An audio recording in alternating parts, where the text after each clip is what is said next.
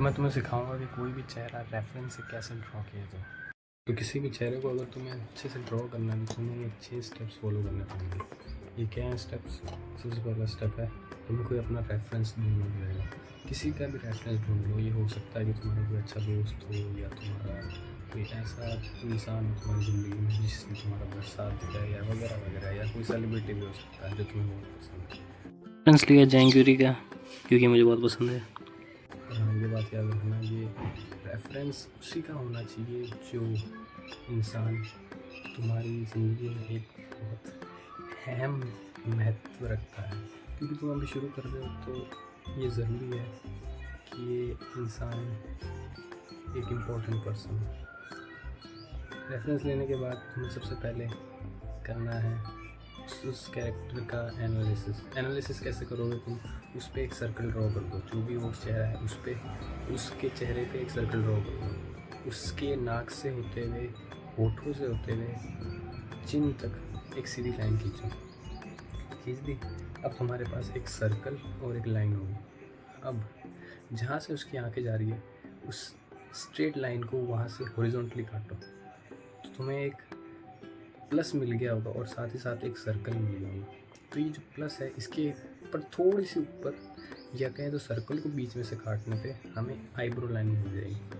तो ये हो गया तुम्हारे रेफरेंस का एक स्केलेटन बनाना। स्केलेटन बनाने के बाद जो सबसे इम्पोर्टेंट स्टेप आता है वो है फेशियल ट्रायंगल का। फेशियल ट्रायंगल तुम कैसे बनाओगे? सबसे पहले जो तुमने आँखों से होती हुई लाइन काटी थी हॉरिजॉन्टली, हमारी मेन लाइन को तुमने जो हॉरिजॉन्टली काटा था, जो कि एक हॉरिजॉन्टल लाइन थी जो कि आँखों से होते हुए जा रही थी, उसको तुम जहाँ तुम्हारी आँखें होने वाली हो वहाँ से लेके नाक तक मिला दो।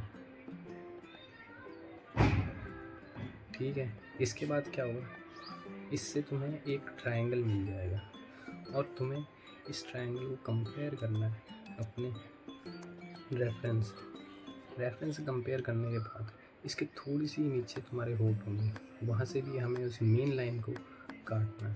तो तुम्हें अपनी होठों की लाइन यानी लिप लाइन, तुम्हें फेशियल ट्रायंगल, आईज़, आईब्रोज और पूरा फेशियल स्ट्रक्चर मिल चुका होगा। उसके बाद तुम्हें अपने कैरेक्टर को शेप देना है। तुम शेप कैसे दोगे? अपने रेफरेंस को देख के। अपने रेफरेंस को देखो और जो भी उसका फेस शेप है उसको ड्रॉ करने की कोशिश करो। ड्रॉ होने के बाद तुम्हारा सबसे सेकंड मोस्ट इम्पॉर्टेंट स्टेप आ जाएगा जो कि है शेडिंग।